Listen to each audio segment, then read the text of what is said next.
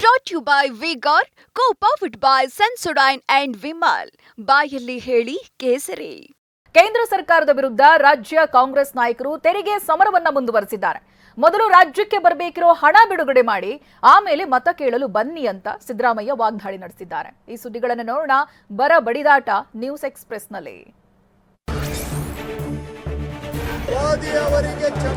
ರಾಜ್ಯಕ್ಕೆ ಕೇಂದ್ರ ಸರ್ಕಾರ ಬರ ಪರಿಹಾರ ನೀಡದ ಬಗ್ಗೆ ರಾಜ್ಯ ಕಾಂಗ್ರೆಸ್ ಕೆರಳಿ ನಿಂತಿದೆ. ಇಂದು ವಿಧಾನಸೌಧದ ಗಾಂಧಿ ಪ್ರತಿಮೆ ಬಳಿ ಸಿಎಂ ಸಿದ್ದರಾಮಯ್ಯ ನೇತೃತ್ವದಲ್ಲಿ ಪ್ರತಿಭಟನೆ ನಡೆಸಿದ್ರು. ರಾಜ್ಯ ಕಾಂಗ್ರೆಸ್ ಉಸ್ತುವಾರಿ ರಣದೀಪ್ ಸುರ್ಜೇವಾಲಾ, ಕಂದಾಯ ಸಚಿವ ಕೃಷ್ಣ ಬೈರೇಗೌಡ ಸೇರಿ ಹಲವು ನಾಯಕರು ಪ್ರತಿಭಟನೆಯಲ್ಲಿ ಪಾಲ್ಗೊಂಡ್ರು. Go back Modi, go back Amit Shah, ಚೊಂಬೇಶ್ವರ ಅಂತ ಘೋಷಣೆ ಕೂಗಿ ಆಕ್ರೋಶ ವ್ಯಕ್ತಪಡಿಸಿದ್ರು.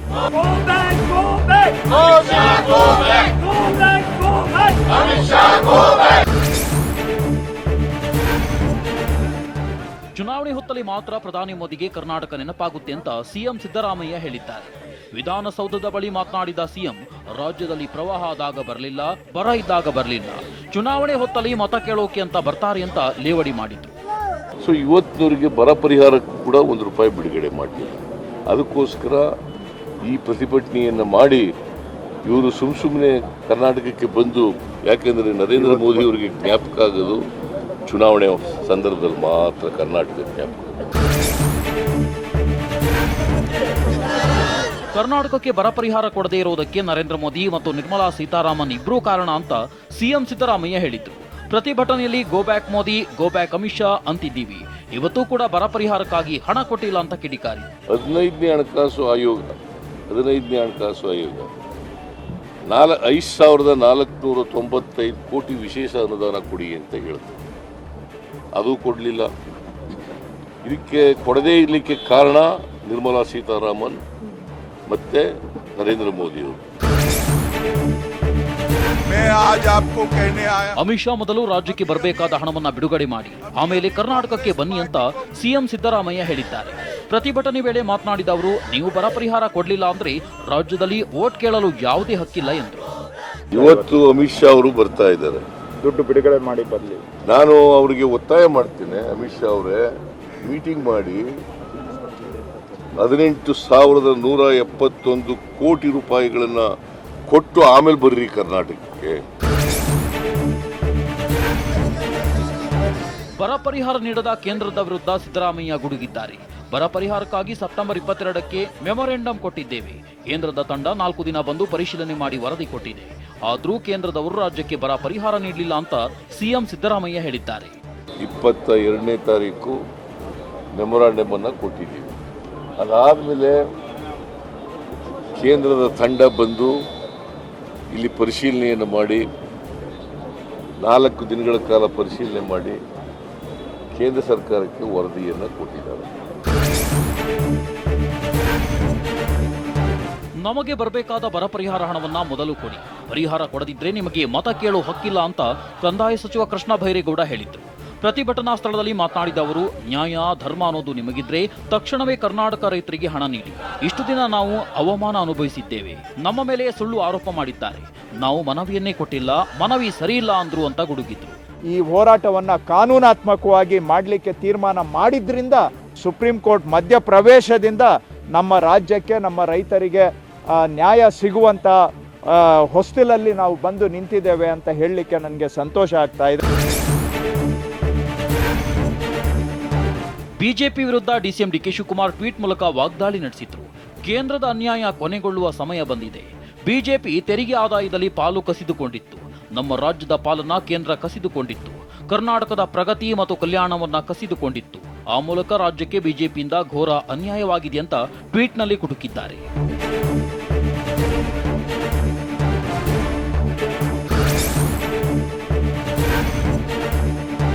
ಬಿಜೆಪಿ ಪಿಕ್ ಪಾಕೆಟ್ ಜಾಹೀರಾತಿಗೆ ಡಿಸಿಎಂ ಡಿಕೆ ಶಿವಕುಮಾರ್ ತಿರುಗೇಟು ನೀಡಿದ್ದಾರೆ. ಬಿಜೆಪಿ ಮಾಡಿದ ಪಿಕ್ ಪಾಕೆಟ್ ನಮ್ಮ ಮೇಲೆ ಹಾಕ್ತಿದ್ದಾರೆ ಅಂತ ಡಿಸಿಎಂ ಡಿಕೆ ಹೇಳಿದ್ರು. ನಾವು ನೀಡಿದ ಚಂಬನ್ನು ಬಿಜೆಪಿಗೆ ಕಂಡು ಅರಗಿಸಿಕೊಳ್ಳಲಾಗ್ತಿಲ್ಲ ಅಂತ ಡಿಕೆ ಹೇಳಿದ್ರು. ಪವರ್ ಬಿಲ್ 0 ಬಿಲ್ ಕೊಡ್ತಾ ಇದ್ದೀವಿ. ಸದ್ಯ ನಾಚಿಕೆ ಆಗ್ತದೆ ಅವರ ಅಡ್ವರ್ಟೈಸ್ಮೆಂಟ್ಗೆ. ನಾವು ನಮ್ಮ ಚಂಬುನ ಅವ್ರ ಕೈಲಿ ಡೈಜೆಸ್ಟ್ ಮಾಡ್ಕೊಳಕ್ಕಾಗ್ತದೆ. ನಾವು ಚಂಬು ಕೊಟ್ಬಿಟ್ರಲ್ಲ ಜನಕ್ಕೆ, ಅದು ಪ್ರಚಾರನ ಅವ್ರ ಡೈಜೆಸ್ಟ್ ಮಾಡ್ಕೊಳಕ್ತಲ್ಲ. ಒಳ್ಳೇದಾಗಲಿ ಅವ್ರಿಗೆ. ಕಾಂಗ್ರೆಸ್ ಅವರು ಏನ್ ನಿನ್ನೆಯಿಂದ ಚುನಾವಣಾ ಆಯೋಗಕ್ಕೆ ಅಪೀಲ್ ಮಾಡಿದವರು ನಾವು. ಬರ ಪರಿಹಾರಕ್ಕೆ ಅನುಮತಿ ಕೊಡೋದು ಕೇಂದ್ರ ಸರ್ಕಾರ. ಆದ್ರೆ ನ್ಯಾಯಾಲಯದಿಂದ ಕಾಂಗ್ರೆಸ್ಗೆ ಏನು ಜಯ ಸಿಕ್ಕಿದೆ ಅಂತ ವಿಪಕ್ಷ ನಾಯಕ ಆರ್ ಅಶೋಕ್ ಹೇಳಿದ್ದಾರೆ. ಬೆಂಗಳೂರಿನಲ್ಲಿ ಮಾತನಾಡಿದ ಅವರು, ಯಾವ ಪುರುಷಾರ್ಥಕ್ಕಾಗಿ ಕಾಂಗ್ರೆಸ್ನವರು ಪ್ರತಿಭಟನೆ ಮಾಡ್ತಿದ್ದೀರಿ, ಆಗ ಬಾಯಿಗೆ ಪ್ಲಾಸ್ಟರ್ ಹಾಕೊಂಡು ಕೂತಿದ್ರಲ್ಲ ಅಂತ ವಾಗ್ದಾಳಿ ನಡೆಸಿದ್ರು. ಕಾಂಗ್ರೆಸ್ ಅವರು ಏನ್ ನಿನ್ನೆಯಿಂದ ಏನೋ ಜಯ ಆಗಿದೆ, ಏನ್ ಜಯ ಆಗಿದೆ ನಿಮ್ಗೆ? ಅಪೀಲ್ ಮಾಡಿದವ್ರು ನಾವು. ಚುನಾವಣಾ ಆಯೋಗಕ್ಕೆ ದುಡ್ಡು ಕೊಡಬೇಕು, ರಾಜ್ಯಗಳಿಗೆ ಅನುಮತಿ ಕೊಡಿ ಅಂತ ಅಪೀಲ್ ಮಾಡಿದವ್ರು ನಾವು. ಪರ್ಮಿಷನ್ ತಗೊಂಡವ್ರು ನಾವು, ನೀವಲ್ಲ. ಕಾಂಗ್ರೆಸ್ ಅವರಲ್ಲ ಪರ್ಮಿಷನ್ ತಗೊಂಡಿರೋದು, ನಾವು ತಗೊಂಡಿರೋದು. ರಾಜ್ಯದಲ್ಲಿರೋ ಭ್ರಷ್ಟ ಸರ್ಕಾರವನ್ನ ತೆಗೆಯೋವರೆಗೂ ಬಿಡಲ್ಲ ಅಂತ ಮಾಜಿ ಪ್ರಧಾನಿ ಎಚ್.ಡಿ. ದೇವೇಗೌಡರು ಶಪಥ ಮಾಡಿದ್ದಾರೆ. ಇನ್ನು ಕಾಂಗ್ರೆಸ್ನ ಚಂಬು ಜಾಹೀರಾತಿಗೆ ತಿರುಗೇಟನ್ನ ಕೊಡ್ತಾ ಇರೋ ಬಿಜೆಪಿ ಡೇಂಜರ್ ಕಾಂಗ್ರೆಸ್ ಪೋಸ್ಟರ್ ಅಭಿಯಾನ ಮಾಡ್ತಾ ಇದೆ. ಇದೆಲ್ಲವನ್ನೇ ನೋಡೋಣ ದಳಪತಿ ದಂಗಲ್ ನ್ಯೂಸ್ ಎಕ್ಸ್‌ಪ್ರೆಸ್ನಲ್ಲಿ. ಭ್ರಷ್ಟ ಸರ್ಕಾರವನ್ನ ಅಧಿಕಾರದಿಂದ ತೆಗೆಯುವವರೆಗೂ ಬಿಡಲ್ಲ ಅಂತ ಮಾಜಿ ಪ್ರಧಾನಿ ಎಚ್.ಡಿ. ದೇವೇಗೌಡರು ಶಪಥ ಮಾಡಿದ್ದಾರೆ. ರಾಮನಗರದಲ್ಲಿ ಮಾತನಾಡಿದ ಅವರು, ಇದನ್ನು ನಾನು ಶಪಥ ಮಾಡ್ತೇನೆ. ಮೇ 5ರವರೆಗೂ ನಾನು ಇಡೀ ರಾಜ್ಯವನ್ನ ಸುತ್ತಾಡ್ತೀನಿ. ಜೆಡಿಎಸ್ ಕೇವಲ 3 ಸ್ಥಾನ ಅಂತೀರಾ, ನಮ್ಮ ಬಗ್ಗೆ ಬಹಳ ಕನಿಷ್ಠವಾಗಿ ಮಾತನಾಡ್ತಾ ಇದ್ದೀರಿ ಅಂತ ಕಾಂಗ್ರೆಸ್ ಮೇಲೆ ಗುಡುಗಿದ್ರು. ಇವತ್ತು ಈ ರಾಜ್ಯದಲ್ಲಿ ಭ್ರಷ್ಟ ಸರ್ಕಾರವನ್ನ ತೆಗೆಯುವವರೆಗೆ ಶಪಥ ಮಾಡುತ್ತೇನೆ. ನಾನು ನಿಲ್ಲೋದಿಲ್ಲ, ಕೂರೋದಿಲ್ಲ. ಎಲ್ಲ ಕಡೆ ಮೇ 5ನೇ ತಾರೀಕುವರೆಗೆ ರಾಯಚೂರು, ಗುಲ್ಬರ್ಗ, ಬೆಂಗಳೂರು ಇಲ್ಲಿ ಇವತ್ತು ಜೆಡಿಎಸ್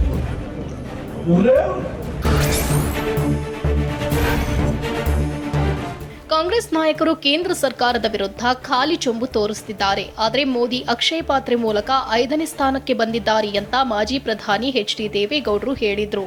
ರಾಮನಗರದಲ್ಲಿ ಮಾತನಾಡಿದ ಅವರು, ಮೋದಿ ಬಗ್ಗೆ ತಮಾಷೆ ಮಾಡ್ತಿದ್ದೀರಾ ಎಂದು ಎಚ್.ಡಿ. ಕಿಡಿಕಾರಿದ್ರು. ಖಾಲಿ ಚೊಂಬನ್ನ ತೋರಿಸ್ತಾರೆ. ಯಾರಿಗೆ ಖಾಲಿ ಚೊಂಬು? ಇವತ್ತು ಆ ಖಾಲಿ ಚೊಂಬನ್ನ ಅಕ್ಷಯ ಪಾತ್ರೆಯನ್ನಾಗಿ ಮಾಡಿ ಈ ದೇಶವನ್ನ 5ನೇ ಸ್ಥಾನಕ್ಕೆ ತಂದಿರುವ ಯಾವ ನರೇಂದ್ರ ಮೋದಿ ಇದ್ದಾರೋ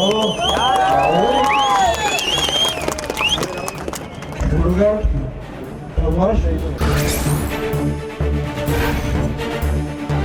ಚುನಾವಣಾ ಪ್ರಚಾರ ಸಭೆಯಲ್ಲಿ ಮಾಜಿ ಪ್ರಧಾನಿ ಎಚ್.ಡಿ. ದೇವೇಗೌಡರು ಕಣ್ಣೀರು ಹಾಕಿದ್ದಾರೆ. ಹಾಸನ ಜಿಲ್ಲೆ ಸಕಲೇಶಪುರ ತಾಲೂಕಿನ ಸತ್ತಿಗರಹಳ್ಳಿಯಲ್ಲಿ ಮಾತನಾಡಿದ ಅವರು, ನಾನು ಯಾವಾಗಲೂ ಸಾಯ್ಬೇಕಿತ್ತು, ಆದರೆ ಬದುಕಿದೆ.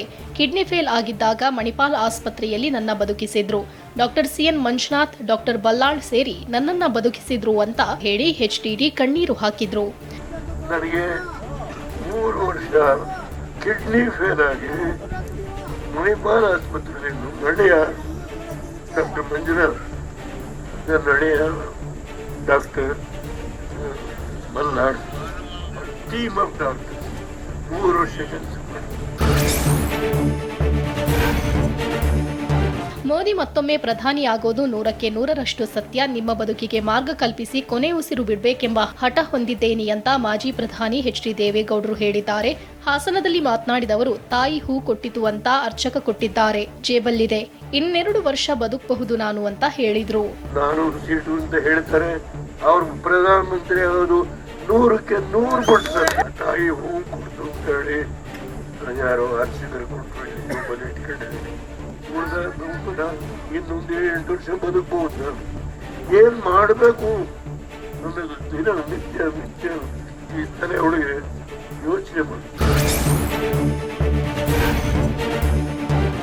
ಯಾವುದೇ ಕಾರಣಕ್ಕೂ ಕಾಂಗ್ರೆಸ್ ಕಾರ್ಯಕರ್ತರ ವಿರುದ್ಧ ಕೂಗಬೇಡಿ ಅಂತ ಮಾಜಿ ಪ್ರಧಾನಿ ಎಚ್.ಡಿ. ದೇವೇಗೌಡರು ಹೇಳಿದ್ದಾರೆ. ರಾಮನಗರದಲ್ಲಿ ಪ್ರಚಾರದ ವೇಳೆ ಮಾತನಾಡಿದ ಎಚ್.ಡಿ. ಅವರ ಕಾರ್ಯಕ್ರಮ 1 ಗಂಟೆ ತಡವಾಗುತ್ತೆ, ನಾವು ನಮ್ಮ ಕಾರ್ಯಕ್ರಮ ಮುಗಿಸಿಕೊಂಡು ಹೋಗ್ತೇವೆ ಅಂತ ಕಾರ್ಯಕರ್ತರಿಗೆ ಹೇಳಿದ್ರು.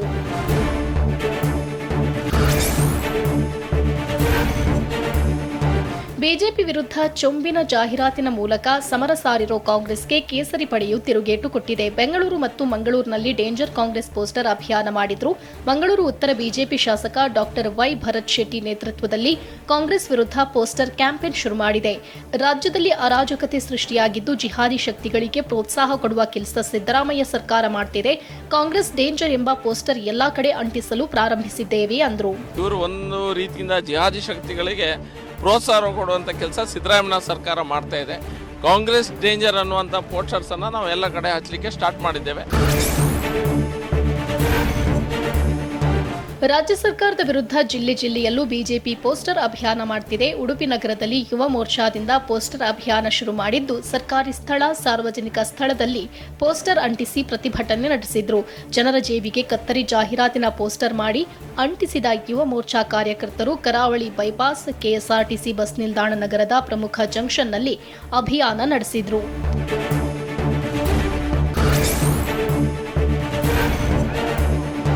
ಜನರಿಗೆ ಹೋಲ್ಸೇಲ್ ಆಗಿ ಮೋಸ ಮಾಡಲು ಕಾಂಗ್ರೆಸ್ ನಿಂತಿದೆ ಅಂತ ಬಸವರಾಜ ಬೊಮ್ಮಾಯಿ ಹೇಳಿದರು.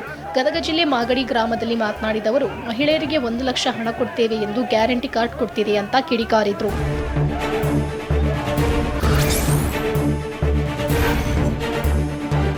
ರಾಜ್ಯ ಕಾಂಗ್ರೆಸ್ ಸರ್ಕಾರ ದುರಾಡಳಿತದಿಂದ ಖಜಾನೆ ಲೂಟಿ ಮಾಡಿದ್ದಾರೆ ಅಂತ ಪ್ರಹ್ಲಾದ್ ಜೋಶಿ ಹೇಳಿದ್ದಾರೆ. ಧಾರವಾಡದಲ್ಲಿ ಮಾತನಾಡಿದ ಅವರು, ಬರ ಪರಿಹಾರದ ವಿಚಾರದಲ್ಲಿ ಕಾಂಗ್ರೆಸ್ ಪಕ್ಷ ರಾಜಕಾರಣ ಮಾಡ್ತಿದೆ. ನಾವು ಚುನಾವಣಾ ಆಯೋಗ ಅನುಮತಿ ಪಡೆದಿದ್ದು ಅವರಿಗೆ ತಿಳಿಸಿದ್ದಾರೆ.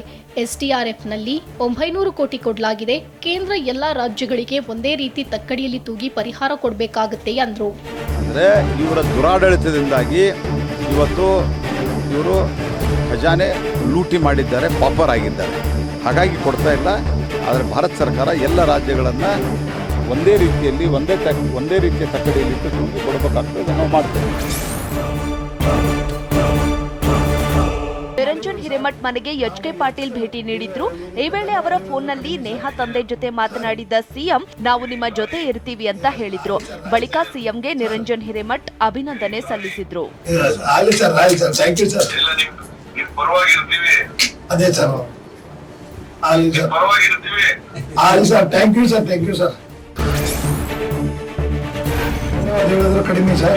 ನೇಹಾ ತಂದೆ ಪೊಲೀಸರ ಮೇಲೆ ನಂಬಿಕೆ ಇಲ್ಲ ಎಂದಿದ್ದಾರೆ. ಹೀಗಾಗಿ ಪ್ರಕರಣದ ತನಿಖೆಯನ್ನ ಸಿಬಿಐಗೆ ಹಸ್ತಾಂತರ ಮಾಡಬೇಕು ಅಂತ ಮಾಜಿ ಸಿಎಂ ಬಸವರಾಜ ಬೊಮ್ಮಾಯಿ ಹೇಳಿದ್ರು.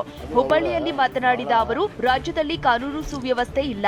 ರಾಜಕಾರಣಿಗಳು ಪೊಲೀಸರ ಮೇಲೆ ಪ್ರಭಾವ ಬೀರುತ್ತಿದ್ದಾರೆ. ಪೊಲೀಸ್ ಠಾಣೆಗಳು ಸೆಟಲ್ಮೆಂಟ್ ಸೆಂಟರ್ ಆಗಿವೆ ಅಂತ ಕಿಡಿಕಾರಿದ್ರು. ಪ್ರತಿನಿತ್ಯ ಪೊಲೀಸರು ಕೂಡ ಹ್ಯಾರಾಸ್ಮೆಂಟ್ ಆಗ್ತಾ ಇದೆ. ರಾಜಕೀಯ ಇಂಟರ್ಫರೆನ್ಸ್ ಅವ್ರಿಗೆ ಮುಕ್ತವಾಗಿ ಕೆಲಸ ಮಾಡಕ್ಕೆ ಬಿಡ್ತಾರೆ. ಸಿಬಿಐ ಅಂತ ಅವ್ರ ತಂದೆ ಹೇಳಿದ ಮೇಲೆ ನಮ್ದು ಯಾವುದೂ ಪ್ರಶ್ನೆ ಇಲ್ಲ, ಸಿಬಿಐ ಕೊಟ್ಟು. ನಿಮ್ಮ ಮನೆಯ 3 ಅಭ್ಯರ್ಥಿಗಳ ಸೋಲು ಖಚಿತ ಅಂತ ದಳಪತಿಗಳ ವಿರುದ್ಧ ಡಿಸಿಎಂ ಡಿಕೆ ಶಿವಕುಮಾರ್ ಗುಡುಗಿದ್ದಾರೆ. ಮತ್ತೊಂದೆಡೆ ಬಿಜೆಪಿಯವರಿಗೆ ಚೊಂಬು ಜಾಹೀರಾತನ್ನ ಅರಗಿಸಿಕೊಳ್ಳಲಾಗ್ತಾ ಇಲ್ಲ ಅಂತ ವಾಗ್ದಾಳಿ ನಡೆಸಿದ್ದಾರೆ. ಈ ಸುದ್ದಿಗಳನ್ನು ನೋಡೋಣ ಬಂಡೆದ್ದ ಬಂಡೆ ನ್ಯೂಸ್ ಎಕ್ಸ್‌ಪ್ರೆಸ್ನಲ್ಲಿ. ರಾಮನಗರದ ಹಾರೋಹಳ್ಳಿಯಲ್ಲಿ ನಡೆದ ಕಾಂಗ್ರೆಸ್ ಪ್ರಚಾರ ಸಭೆಯಲ್ಲಿ ಡಿಸಿಎಂ ಡಿಕೆ ಶಿವಕುಮಾರ್ ಮಾಜಿ ಪ್ರಧಾನಿ ಎಚ್.ಡಿ. ದೇವೇಗೌಡ ವಿರುದ್ಧ ವಾಗ್ದಾಳಿ ನಡೆಸಿದ್ದಾರೆ. ಈ ಚುನಾವಣೆಯಲ್ಲಿ ನಿಮ್ಮ ಮನೆಯ 3 ಸೋಲು ಖಚಿತ ಅಂತಲೂ ಡಿಕೆ ಭವಿಷ್ಯ ನುಡಿದಿದ್ದಾರೆ. ಹಾಸನ, ಮಂಡ್ಯ ಎಲ್ಲಾ ಕಡೆ ಹೋಗಿದ್ದೇನೆ, ಜನ ನಿಮ್ಮನ್ನ ಕ್ಷಮಿಸಲ್ಲ ಅಂತ ಗುಡುಗಿದ್ದಾರೆ. ನಾನು ನೋಡ್ರಿ ಹಾಸನಕ್ಕೆ ಹೋಗಿದ್ದೀನಿ, ಮಂಡ್ಯ ಹೋಗಿದ್ದೀನಿ, ಕೋಲಾರ ಹೋಗಿದ್ದೀನಿ, ಇಲ್ಲಿ ಬಂದಿದ್ದೀನಿ. ಯಾವ ಕಾರಣಕ್ಕೂ ಜನ ಕ್ಷಮಿಸುವುದಿಲ್ಲ. ಕುಮಾರಣ್ಣ, ನಿನ್ನ ಮನೆಯಲ್ಲಿ 3 ಜನ ನಿಂತಿದ್ದಾರಲ್ಲ, 3 ಜನ ಸೋಲು ಖಚಿತ.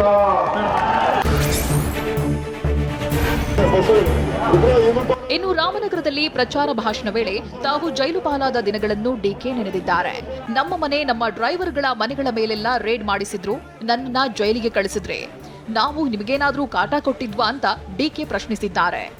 ಇಂಥ ಕೆಲಸ, ಇಂಥ ನೀಚ ಕೆಲಸ ಇವತ್ತು ಇವರೆಲ್ಲ ಸೇರಿ ಮಾಡಿಕೊಂಡು ನನ್ನ ಜೈಲಿಗೆ ಹಾಕೋದು, ಏನೇನು ಮಾತಾಡಿದ್ರು ಜೈಲಿಗೆ ಹಾಕ್ಬಿಟ್ಟು ನಿಮ್ಗೆ ಯಾರಿಗಾರು ತೊಂದರೆ ಮಾಡಿದ್ದೀರಿ, ನಿಮ್ಗೆ ಯಾರಿಗಾರು ಮೋಸ ಮಾಡಿದ್ದೀರಿ. ಹಾರೋಹಳ್ಳಿಯಲ್ಲಿ ಸಾರ್ವಜನಿಕರನ್ನ ಉದ್ದೇಶಿಸಿ ಮಾತನಾಡಿದ ಡಿಸಿಎಂ ಡಿಕೆ ಭಾವುಕರಾದ್ರು. ಕನಕಪುರದಷ್ಟೇ ಕೆಲಸವನ್ನ ಹಾರೋಹಳ್ಳಿಯಲ್ಲೂ ಮಾಡಿದ್ದೇನೆ ಎಂದ ಡಿಕೆ, ನಾನು ಬದುಕಿದ್ರೂ ಕನಕಪುರದಲ್ಲೇ, ಸತ್ರು ಕನಕಪುರದಲ್ಲೇ ಎಂದ್ರು.